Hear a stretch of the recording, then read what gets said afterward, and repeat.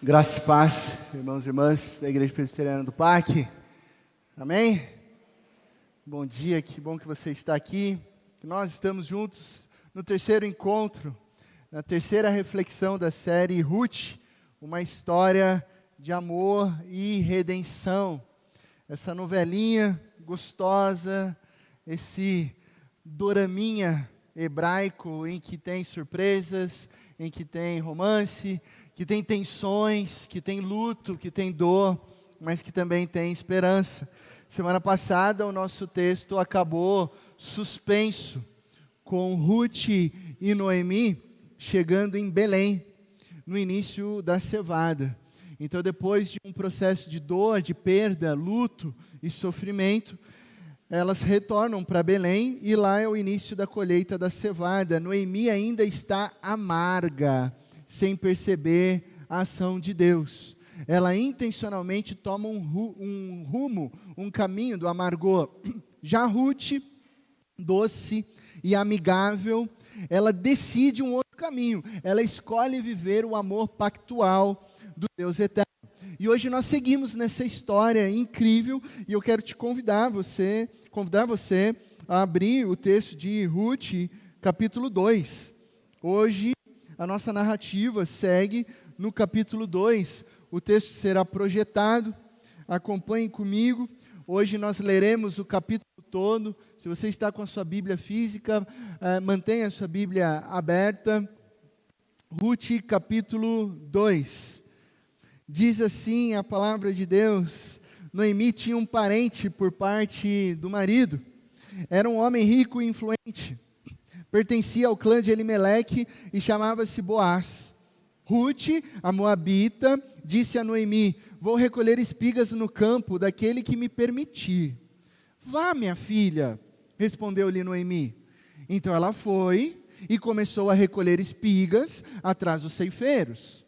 Casualmente, guarde essa palavrinha, casualmente, entrou justo na parte da plantação que pertencia a Boaz, que era do clã de Elimeleque.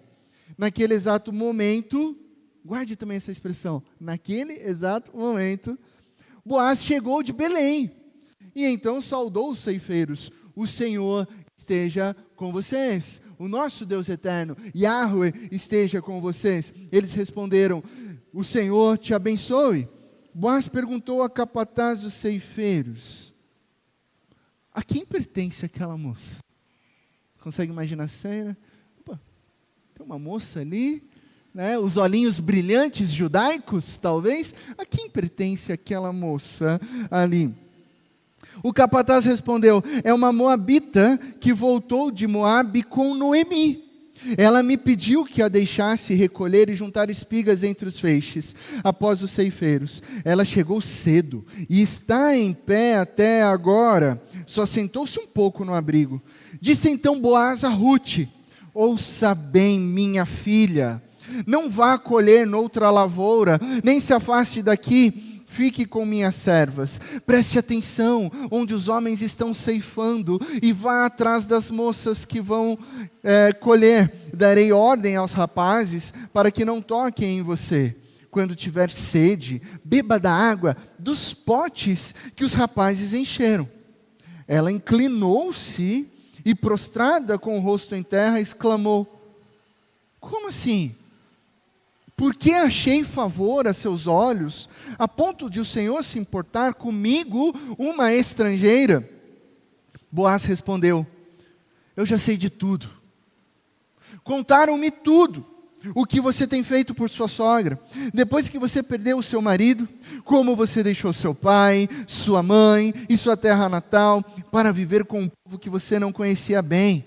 O Senhor lhe retribua o que você tem feito, que seja ricamente recompensada pelo Senhor, o Deus de Israel, sob cujas asas você veio buscar refúgio.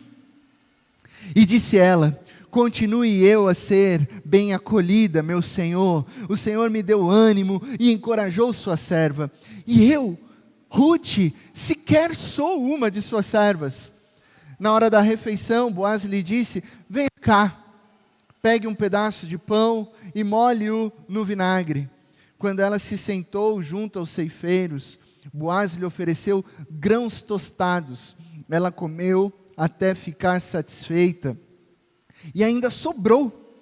Quando ela se levantou para recolher espigas, Boaz deu estas ordens aos seus servos: mesmo que ela recolha entre os feixes, não a repreendam.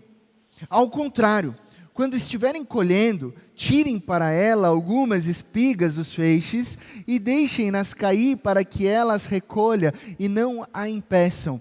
Não impeçam essa mulher.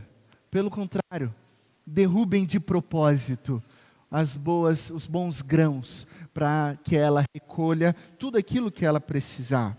E assim Ruth recolheu, no versículo 17, na lavoura até o entardecer. Depois debulhou o que tinha juntado, quase uma arroba de cevada, ou seja, cerca de 20 a 25 quilos aqui de cevada, carregou-a para o povoado, e a sua sogra viu quanto Ruth havia recolhido, quando ela lhe ofereceu o que havia sobrado da refeição. A sogra lhe perguntou: ué, onde você colheu hoje? Onde você trabalhou? Que sacola grande é essa? Como você conseguiu carregar? Bendito seja aquele que se importou com você, porque o que os meus olhos estão vendo é que só pode ser fruto de generosidade. Então Ruth contou à sogra com quem tinha trabalhado: o nome do homem com quem trabalhei hoje é Boaz. E Noemi exclamou: seja ele abençoado pelo Senhor, que não deixa de ser leal e bondoso com os vivos e com os mortos. E acrescentou: aquele homem, Boaz, é nosso parente, é um dos nossos resgatadores.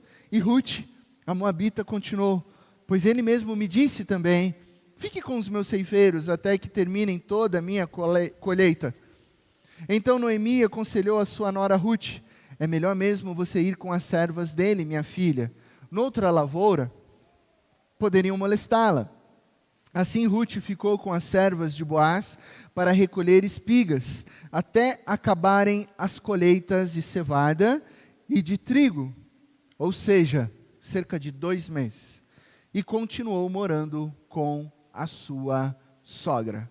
Até aí, vamos orar. Feche seus olhos.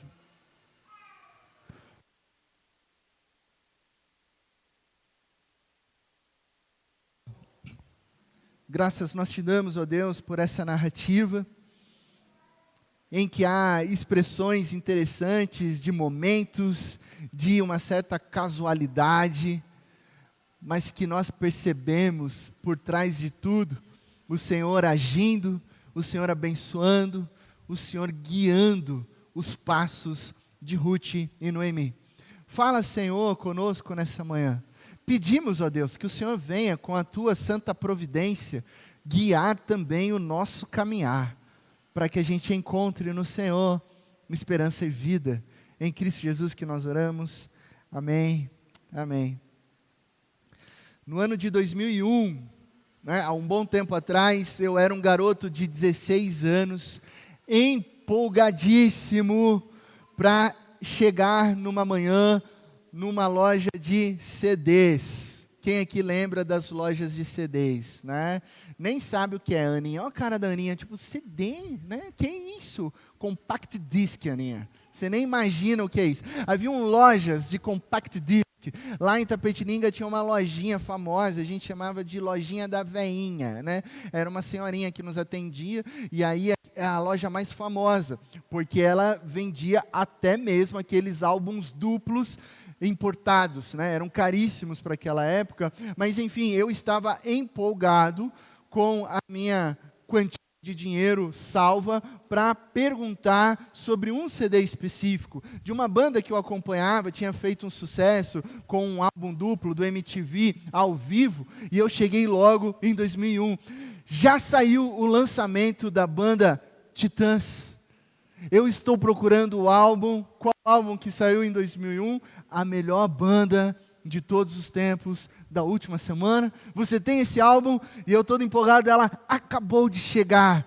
E então, eu fiquei feliz embora o lançamento não tenha alcançado o sucesso dos álbuns anteriores. Foi um ótimo álbum, e uma música meio que despretensiosa, segundo Sérgio Brito, o compositor, ele nem imaginava que ela ia estourar, no fim ela estourou. Nós estamos falando dessa música chamada Epitáfio. Ela bombou, e aqui eu fiz um recorte de uns trechos dela. Devia ter amado mais, ter chorado mais, ter visto o sol nascer. Devia ter arriscado mais, e até errado mais, ter feito o que eu queria fazer. Queria ter aceitado as pessoas como elas são. Cada um sabe a alegria e a dor que traz no coração. O acaso vai me proteger enquanto eu andar distraído? O acaso vai me proteger enquanto eu andar? Essa música se tornou um sucesso. Ela foi depois incluída numa novela da época, e isso impulsionou ainda mais essa canção. Mas essa canção ela fez sucesso devido à profundidade da letra, que ao mesmo tempo que é profunda, traz alguns clichês. Todo mundo sabe que tem que ver o sol nascer. Todo mundo sabe que nós devemos amar mais. São clichês, mas clichês são importantes. E ela expressa um olhar reflexivo sobre a existência humana, onde o eu lírico ele está ali expressando arrependimentos. Eu devia. Então há um certo lamento nessa canção, até mesmo na construção dos seus acordes, ela traz esse tom dramático, e a imprevisibilidade da vida sem controle é um lembrete que o resultado final são as escolhas que nós fazemos.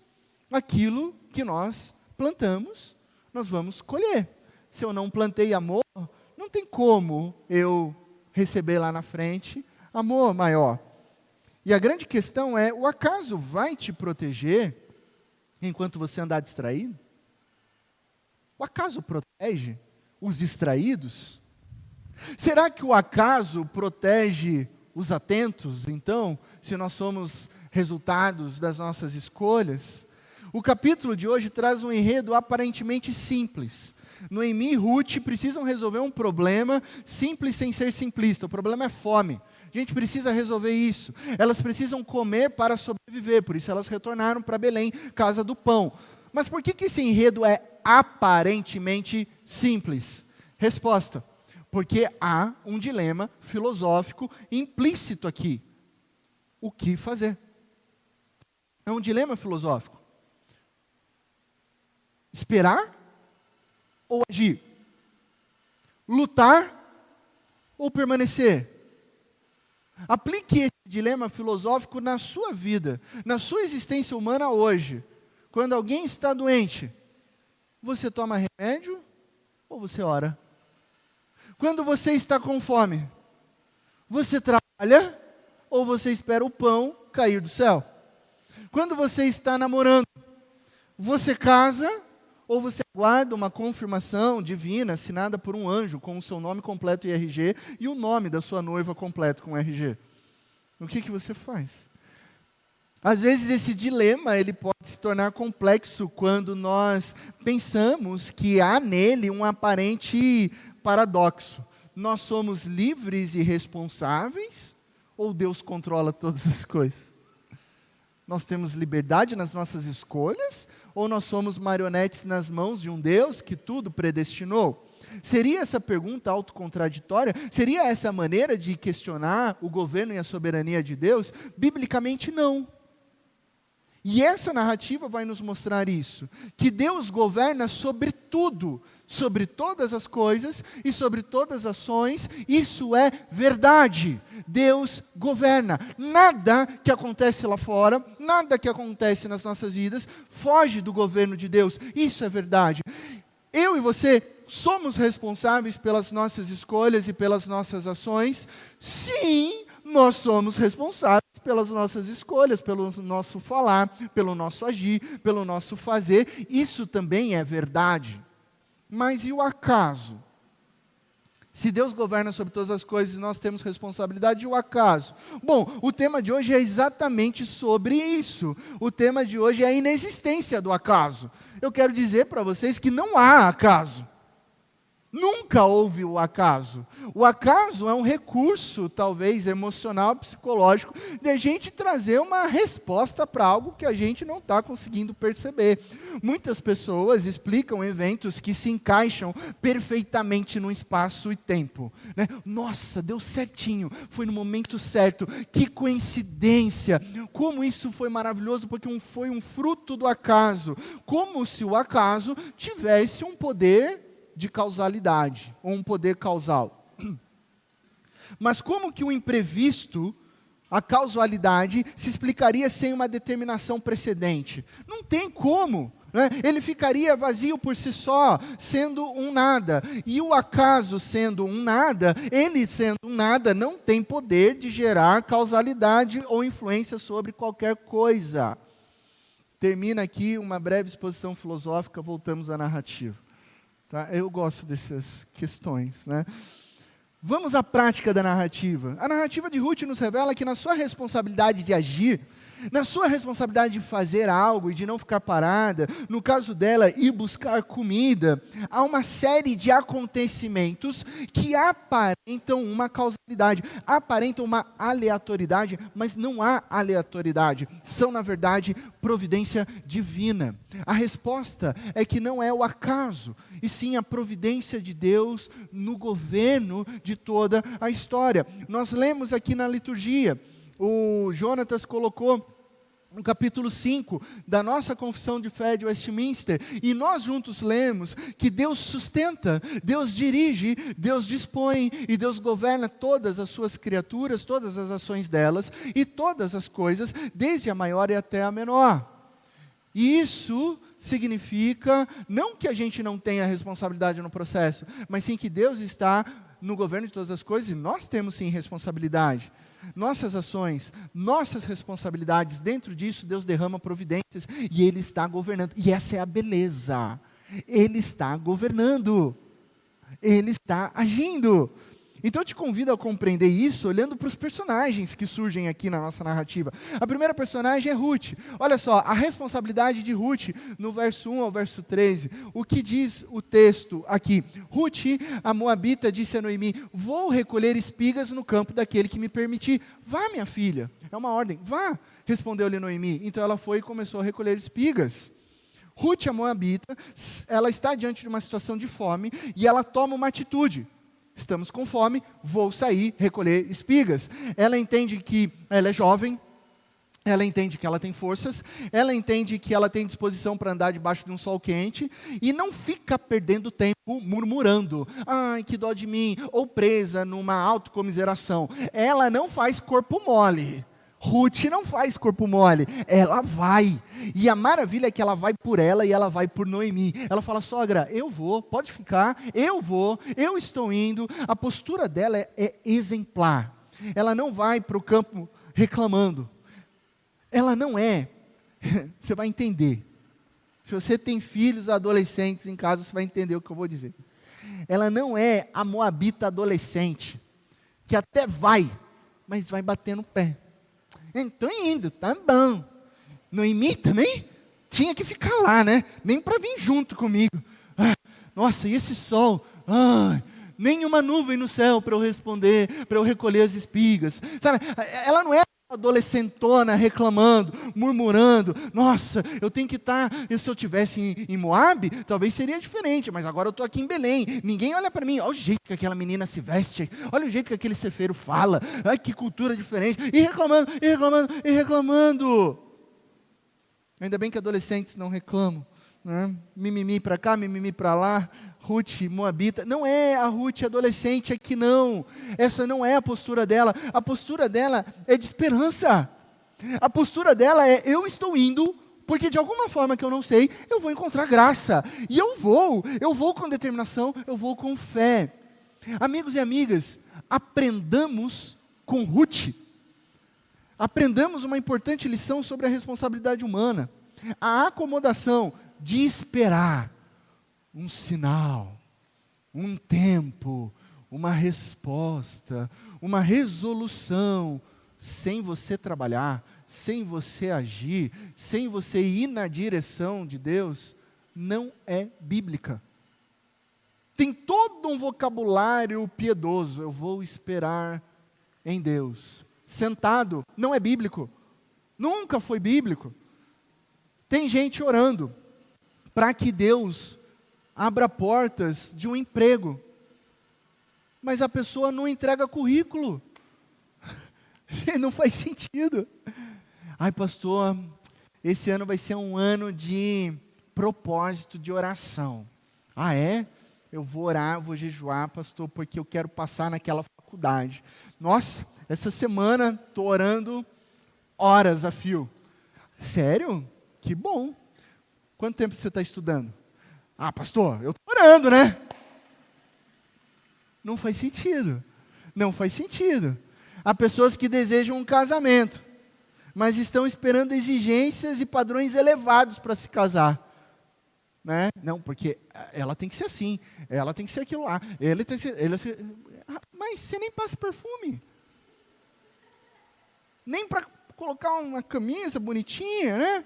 E está exigindo dela, e está exigindo dele padrões elevadíssimos. Não, porque precisa disso, precisa daquilo, precisa disso, a configuração perfeita. Você não vai casar.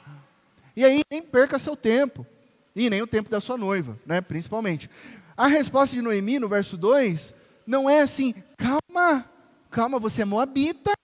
Calma, é melhor a gente receber uma resposta de oração aqui. É melhor a gente fazer um propósito. Qual que é a resposta de Noemi? Vá, minha filha.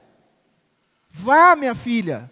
A gente já chegou aqui. Deus está dirigindo os nossos passos. Vá. E Ruth foi. E Ruth assumiu a sua responsabilidade. Essa é a resposta bíblica para as nossas vidas. Vá. Para fechar esse ponto, eu realmente acho engraçado.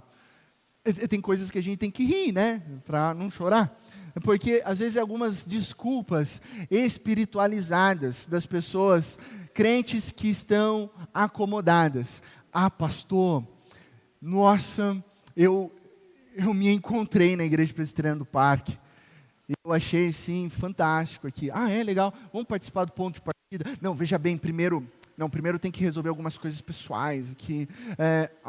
Tá bom, mas eu também tenho que resolver minhas coisas pessoais todas as semanas, né? Não, eu não estou pronto ainda. Eu não sou bom o bastante. Eu também não sou bom o bastante. Jesus que é, por isso, né? Vem servir na IP Park. Não, eu preciso capacitar melhor. Eu preciso fazer um curso. Eu preciso fazer... Não, o parquinho está precisando de um auxiliar. O pessoal da projeção está precisando de alguém para passar os slides. O pessoal da recepção que arruma o café está solicitando, ou não é, Suzy? Está solicitando alguém que possa só receber o café, ajustar a mesa, porque o café já vem de uma padaria. Não, eu preciso fazer uma capacitação de garçons para a glória de Deus. Para com essa desculpa. O que você precisa é ir e servir ao Senhor. Com alegria, com disposição, com excelência. Essa é uma desculpa daquela esfarrapada espiritual, né? Então, pastor, eu estou pensando seriamente, se eu entro naquela empresa, ou se eu espero mais alguns anos de oração. Anos de oração? Eu tenho orado ao longo da minha juventude. Eu tenho 35 anos e moro com paps e com mames. Eu nunca trabalhei, porque eu estou esperando a direção de Deus para a empresa certa, onde a empresa glorifique o nome dele. Cara, larga a mão de ser vagabundo. Essa é a palavra. Deus não vai providenciar isso. Deus está te empurrando para que você sirva e glorifique a Deus aonde Ele te enviar. Sabe, pastor, eu tenho 25 anos, eu tenho formação, eu estou no mercado de trabalho, eu estou estável, e eu estou namorando também aquela menina cristã, ela também tem 25, 24 anos, nós dois somos adultos, só que eu ainda estou orando por cerca de um ano para saber se é a vontade do Senhor que nós casemos. Fica tudo bonito a frase, né? Porque é uma desculpa espiritualizada, papo furado. Você tem 25 anos, ela tem 25 anos, vocês se conhecem por um ano, não sabem o que querem, foge, termina, não sabe, está inseguro, é um homem, é uma mulher, termina, para de conversa perigosa, abre aspas, porque isso é conversa de lobo, isso é conversa de gente que vai atrasar a vida da outra, de uma noiva que está esperando o dia do noivado, ou às vezes acontece o inverso também, né? Às vezes não é só com o homem que fica ali enrolando, mas às vezes a menina não está compromissada, né? O cara tem um trabalho honesto, o cara tem uma qualificação, o cara é cristão, e o cara fala, eu quero casar com você porque você é a mulher que Deus colocou para a minha vida. E ela, sabe quem está pensando em fazer um intercâmbio? Calma, a gente está falando em casamento, você está falando em intercâmbio? Acorda, cara. Intercâmbio e casamento não bate. Tá bom, eu entendi. Não quero ser um atraso para a sua vida. Vá fazer o intercâmbio. E eu vou seguir o meu Senhor, porque eu quero casar, e Ele vai providenciar outra pessoa que esteja com esse coração disposto para fazer a vontade de Deus. Simples assim. Nós temos que ir na direção de santidade. Aliás, Tiago, no capítulo 2, depois você confere capítulo 2, ele diz, de que adianta, meus irmãos, alguém dizer que tem fé se não tem obras? Assim também a fé por si só, não for acompanhada de obras, está morta. Está morta. Ficar parado, está morto. Então, sem ação é papo furado. Eu estou orando, eu estou esperando em Deus. Tá, o que você está fazendo? Você está esperando com direção? Você está orando, seguindo o que a Bíblia está falando? Você está orando e caminhando? Porque a jornada é caminhar com Deus. A jornada é seguir a Cristo Jesus. Sem ação, sem disposição, sentado no sofá, a tua oração não passa do teto. É claro que Ruth orou. É claro que Ruth buscou o Senhor.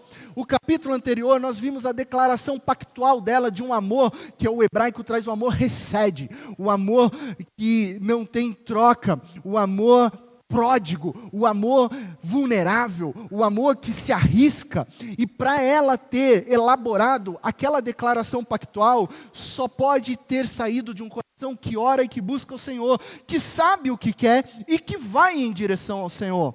E ela vai, ela agiu, ela assumiu a responsabilidade diante de Deus. Ela falou, esse é o meu Deus.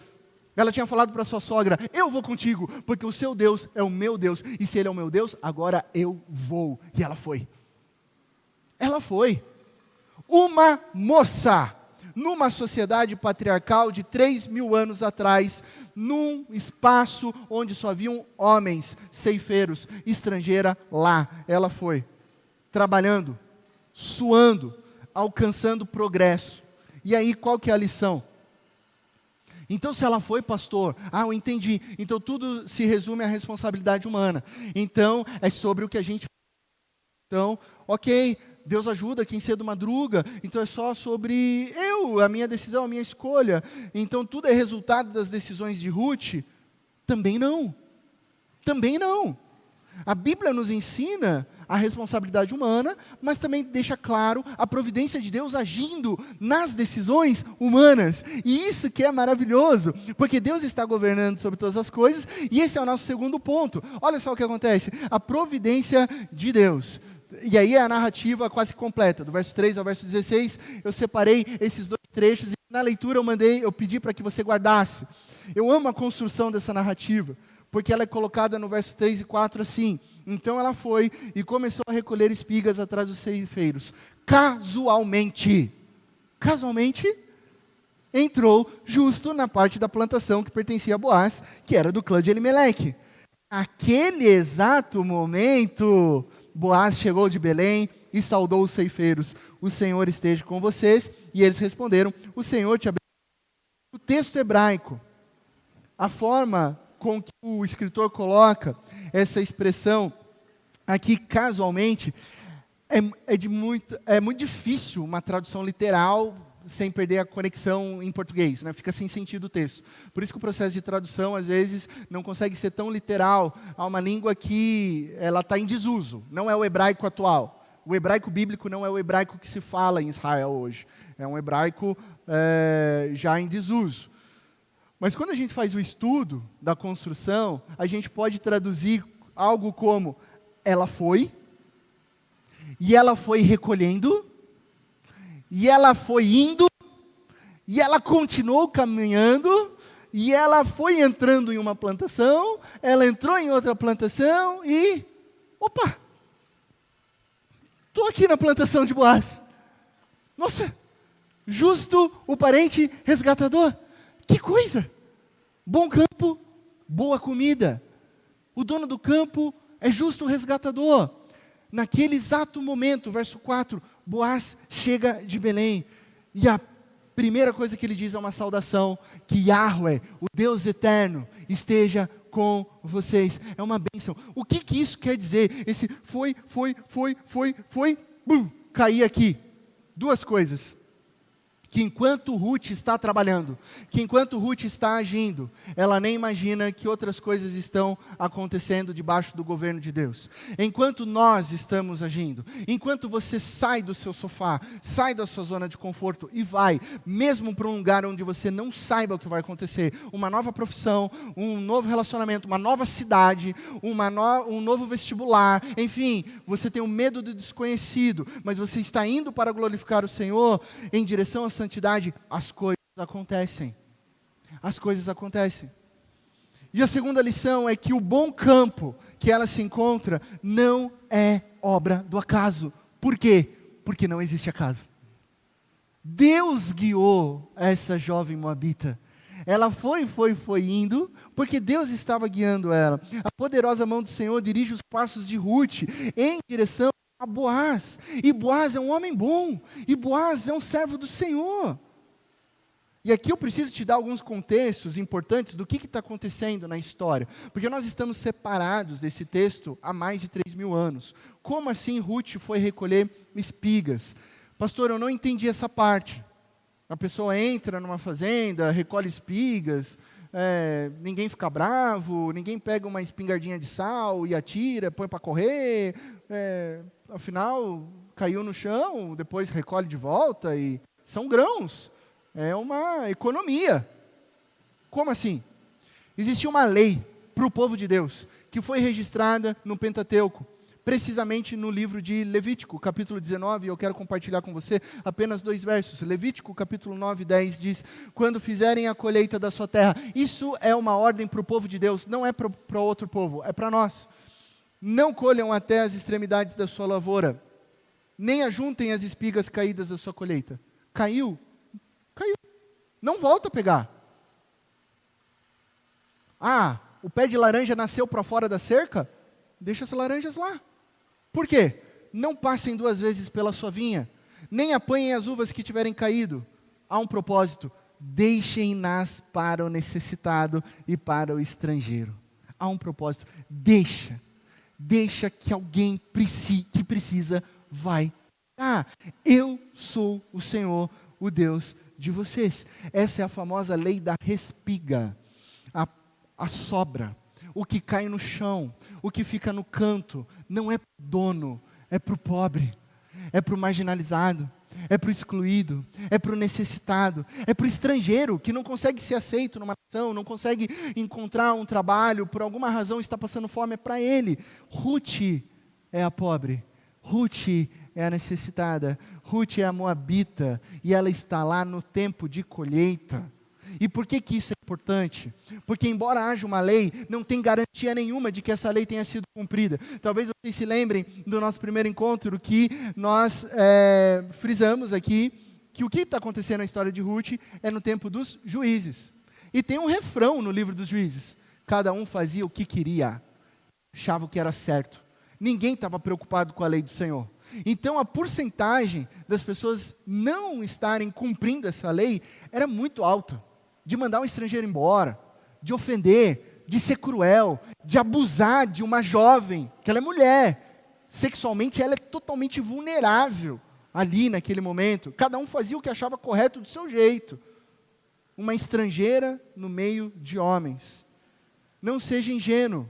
Ela poderia muito bem cair em mãos cruéis, em mãos abusivas.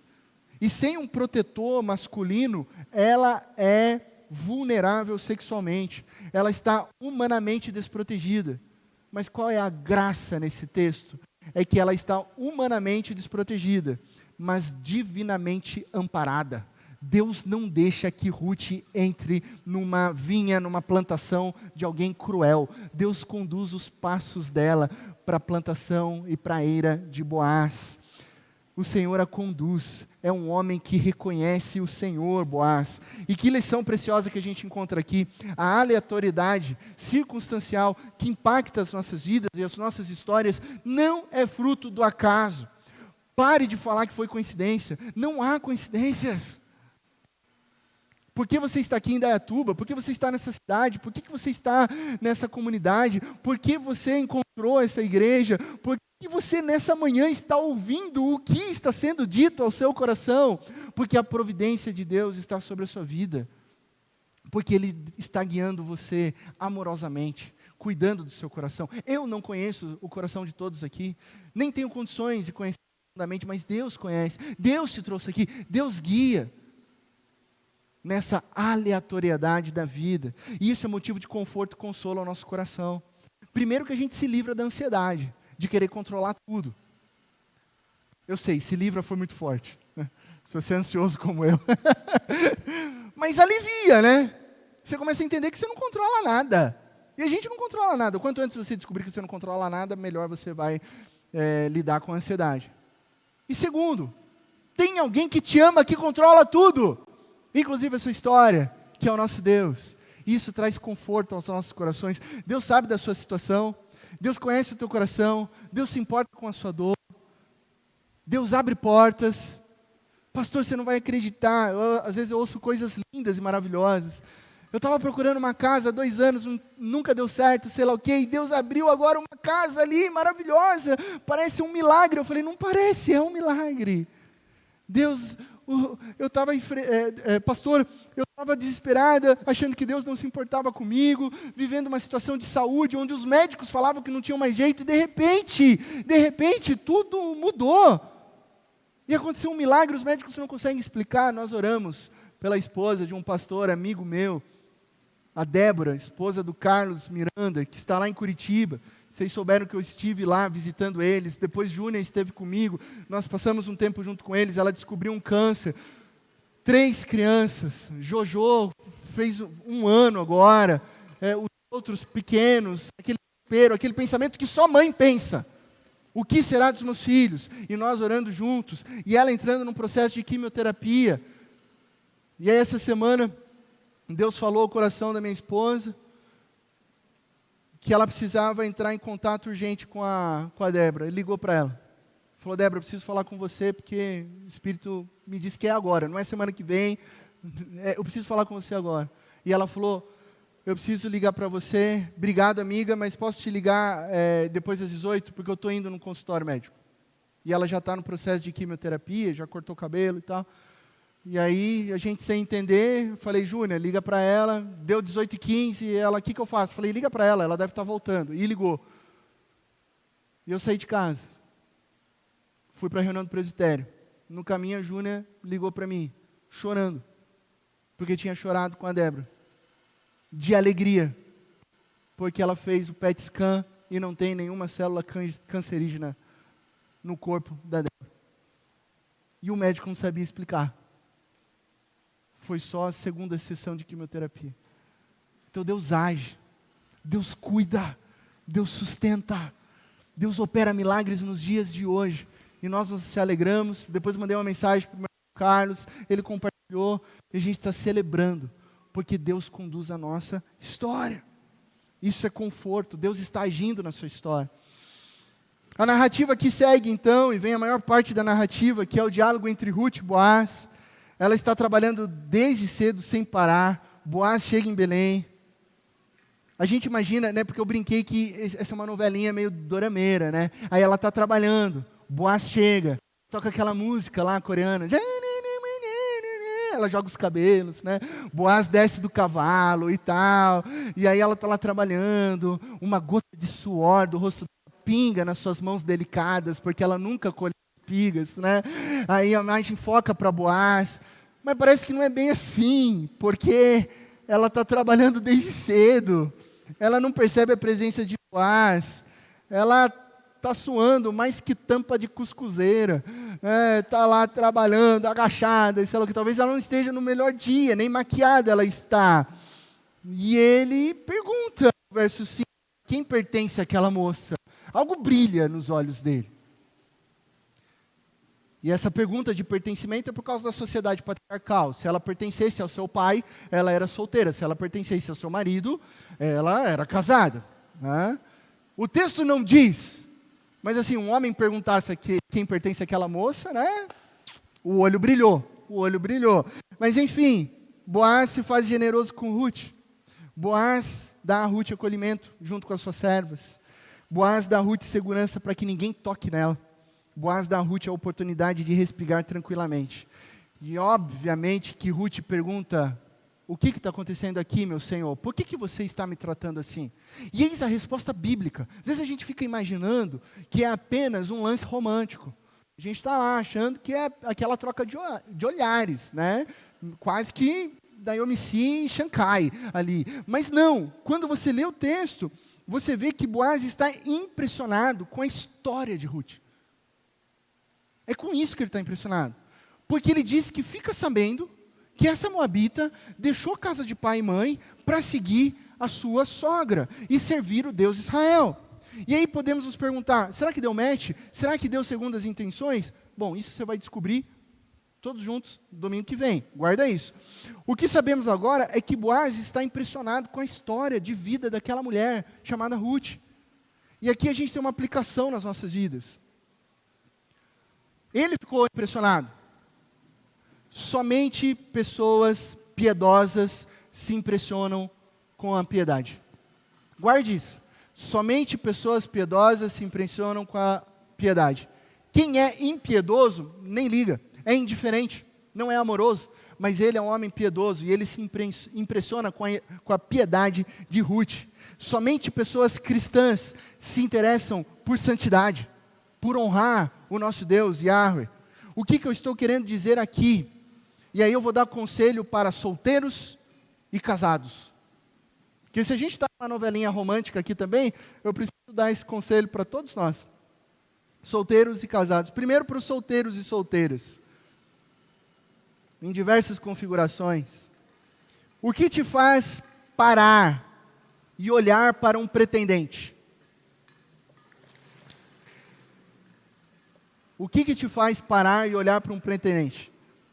A piedade é uma prioridade para você? Quando você olha para alguém que você acha bonito, que você acha bonita, a piedade é algo prioritário para você? Ou você está procurando apenas atração física? Essa é uma importante pergunta. Porque assim, me desculpa, se você estiver procurando só atração física, esse não é o caminho bíblico. Casados e casadas, o que vocês buscam desenvolver no casamento de vocês? Os frutos de uma aliança santa, a piedade do casal, a santidade do casal, o amor dentro do lar, ou a preocupação excessiva com corpo, com finanças? Né? Tem casamentos que se preocupam apenas em finanças, né? Leem todos os livros de como enriquecer junto. Casal inteligente enriquece junto. Não que seja errado. Provérbios diz que nós devemos ser sensatos e ter um trato inteligente com o dinheiro. Mas isso é uma outra conversa para um outro sermão sobre a importância de reserva de emergência dentro de um casamento. Isso é uma outra história. O que eu estou querendo frisar aqui é que primeiro você tem que se preocupar com a santidade do teu casamento. Vocês estão crescendo juntos como casal. Os filhos são pequenos, depois eles se tornam grandes. As coisas mudam. A atração física ficou lá na adolescência. Vocês estão envelhecendo juntos. Vocês estão se transformando juntos. Vocês estão atentos a isso? A esse cuidado de santidade dentro do casamento?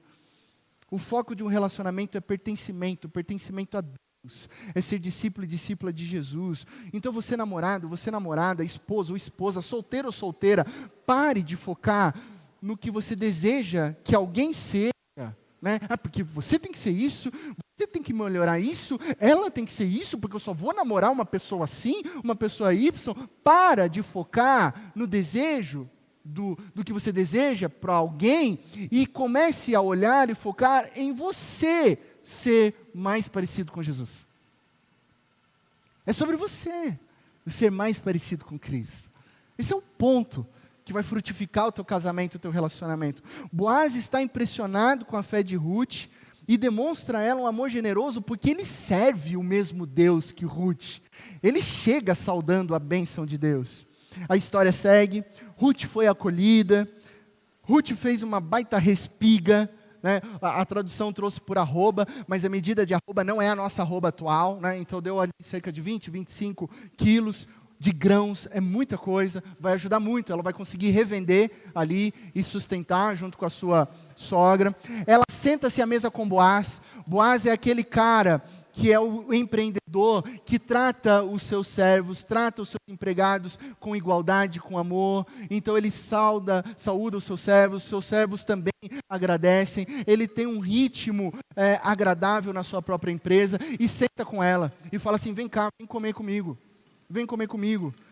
E ela come. E o texto bíblico diz que ela ficou satisfeita, né? Um dia inteiro de trabalho, vem de uma fome lascada de 10 anos, encheu a barriguinha moabita, tá felizona, né? Tá aqui, ó, pancinha de Ruth, tipo, uau, e ainda vou levar para casa. Ela está satisfeita. A gente não pode perder esse detalhe, ela passou 10 anos de fome. 10 anos de fome, é um cuidado amoroso. E volta para casa. Noemi, que estava antes focada em estar triste, né? Eu sou a tristeza, eu vou focar na tristeza. Agora ela olha e diz: opa, providência de Deus? Ruth, que história é essa? Conta mais para mim.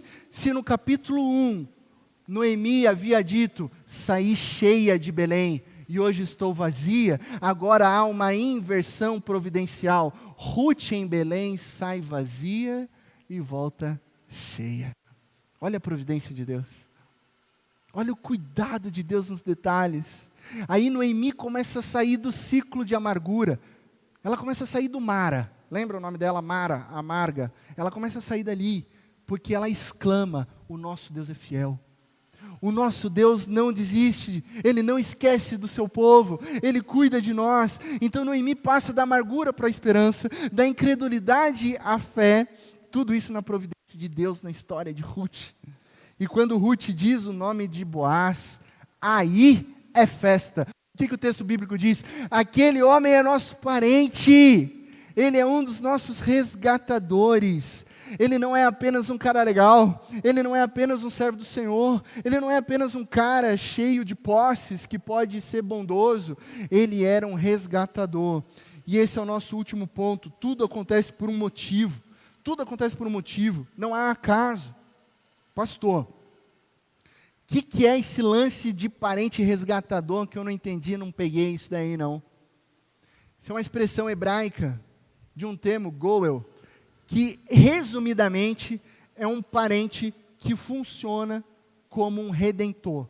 Ele tem uma missão, alguém que redime propriedades e redime pessoas, tendo a responsabilidade de cuidar dos parentes desamparados, que eram as viúvas e os parentes, as crianças que perderam pais. Então ele tinha essa missão. Ele podia se dar em casamento com as mulheres para a descendência continuar o nome daquelas que ficaram viúvas. Então ele literalmente ele resgatava. Essa é a função. Então Boaz tem uma condição de resolver de uma vez por todas o problema da solidão, da exclusão e da fome. E é interessante pensar que Boaz é misericordioso, piedoso e manso, porque agora a gente tem uma informação maior aqui. Ele pode ser o redentor dessas mulheres. Qual que é o propósito de tudo isso? E aí eu peço para você olhar com atenção nesse texto. Boaz, sendo redentor, te faz lembrar de alguém? Quem é o homem mais misericordioso que existiu? Quem é o mais manso? Quem é o único perfeito? Quem pode nos redimir para sempre? Cristo Jesus. Cristo Jesus. Boaz nos chama tanta atenção nesse texto, porque ele é um tipo de Cristo. Ele aponta para Jesus. A Bíblia de Gênesis e Apocalipse é sobre Cristo Jesus, e no Antigo Testamento são sombras de uma realidade que chega no Novo Testamento. Então Boaz é um tipo de Cristo, ele é a sombra que haveria de vir, o verdadeiro resgatador, o verdadeiro redentor, Cristo Jesus, e tudo acontece por um motivo, tudo tem um propósito na grande história de Deus, aquele Deus que está guiando e chamando o seu povo. Preste atenção, nada foge na sua história e na sua vida da vontade soberana de Deus, que é cuidar do seu povo, sustentar o seu povo e salvar o seu povo. Deus faz isso através de Cristo Jesus, e o propósito da redenção culmina na cruz de Cristo Jesus, a expressão máxima do amor pactual de Deus, onde Ele provê para mim e para você o que nós jamais conseguiríamos pelas nossas próprias mãos. Ele provê salvação. Ele limpa os nossos corações através do teu sangue. Ele nos conecta com Deus. E nessa narrativa nós percebemos que Deus está provendo não só para Noemi e para Ruth, mas para o futuro de Noemi e de Ruth. E que em última instância o futuro de Noemi e Ruth é o presente do eu e você juntos aqui. Cristo Jesus. A grande sacada é percebermos que esse mesmo Deus está hoje provendo para o nosso futuro, um futuro cheio de esperança, na presença gloriosa com Cristo Jesus. Concluindo, não há acaso.